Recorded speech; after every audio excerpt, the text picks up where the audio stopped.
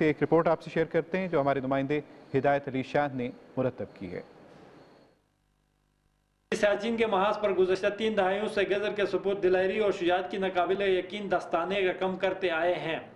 چند روز قبل سیاچن میں موسم کی سختیوں کا سامنا کرتے ہوئے اپنی جان کا نذرانہ دینے والے گلگت بلتستان اسکاؤٹ کے جوان کا تعلق بھی ضلع غزر سے تھا، جس کو پورے فوجی اعزاز کے ساتھ ان کے آبائی گاؤں میں سپرد خاک کیا گیا۔